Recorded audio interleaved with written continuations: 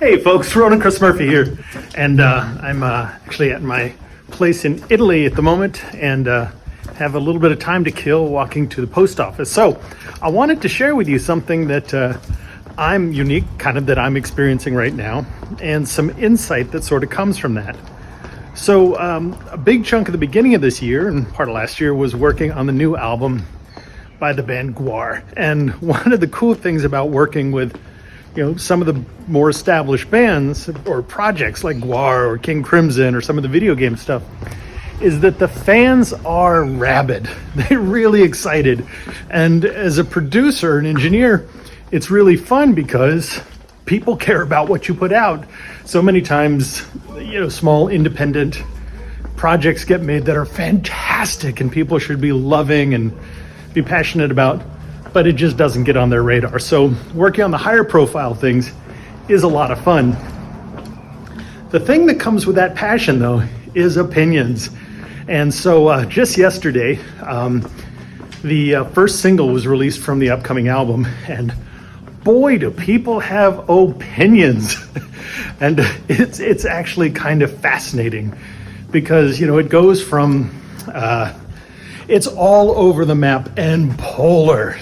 Luckily, it's mostly good. And of course, we sort of want everything to be all good, but man, people are nuts about it. So I think the first things I read about it was the first person was like disappointed. They thought it was going to be a lot heavier. They were hoping it'd be heavier.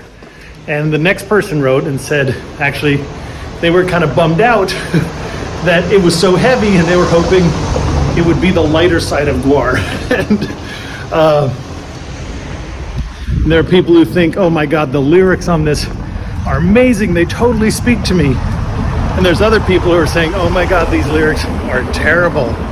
And in my own work, again, I was involved with some of the writing on the album, but in terms of the production, people are saying, oh my God, the production's amazing. And then other things like, wow, what a weird approach they took to this. I'm not sure why they did it.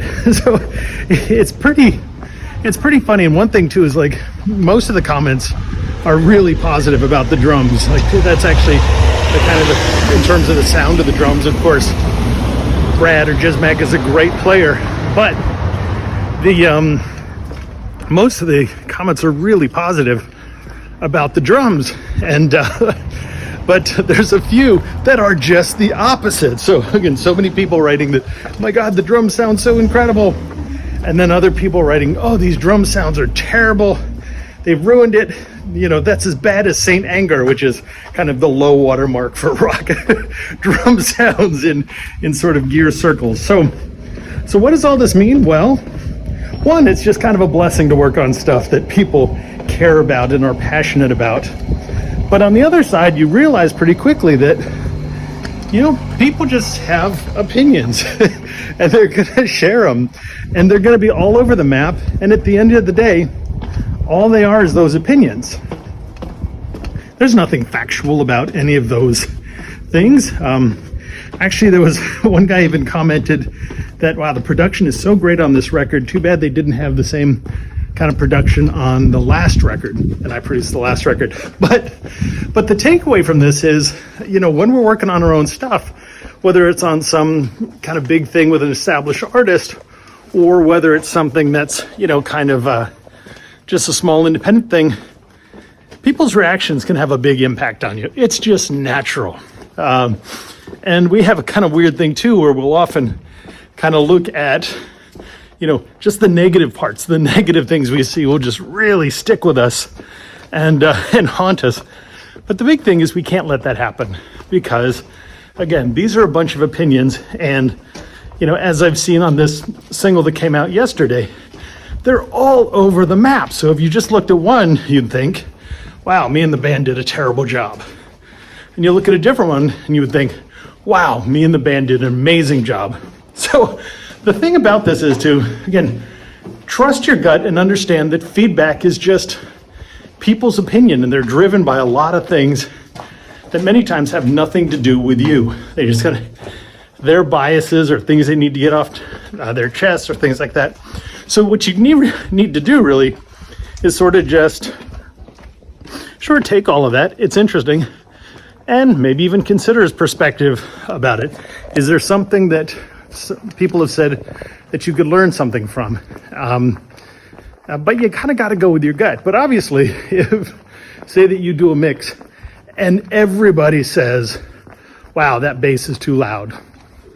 Well, it doesn't mean that everybody's right, because this is creative stuff, but that's certainly stuff you might want to take into consideration to double check and make sure what you're doing is exactly what you want to be doing. So I do a lot of consulting. One big thing I do is a lot of mix consulting for people around the world who send me mixes, and I kind of give them some feedback, but I almost never do it saying, oh, what you did here with the snare drum is wrong. Oh, what you did with the background vocals is wrong. Because the reality is, maybe it's right. Maybe it's just not to my taste. So what I try and do a lot when I'm consulting is basically say, hey, you may want to consider making this change. You may want to take another approach at this and see if it's something you like better or resonates better or makes the band you're working with more happy. Or I will do sort of things like, hey, I see you're doing this genre of music, and the way you've done this is very different than how most of the successful artists in that genre of music do it. So you may want to consider looking at what you've done and decide if you want to change it. But again, at the end of the day, it's really important with all this stuff when you get feedback to always take it to see if it gives you new perspective. But things people write on Facebook or in magazines or the New York Times, that's just one guy or gal's opinion. And, almost every label passed on the Beatles. So, do what you do. Don't get too beat up by comments if negative ones come. And just, the important thing about all these comments is to just be confident with the artistic vision that you and the band are going for, and go for it and do the best job you can. And because if you let the critics, positive or negative, have too much sway in you, it will drive you nuts. All right, that's it for now. Almost at the post office. And have fun and keep staying focused on the music.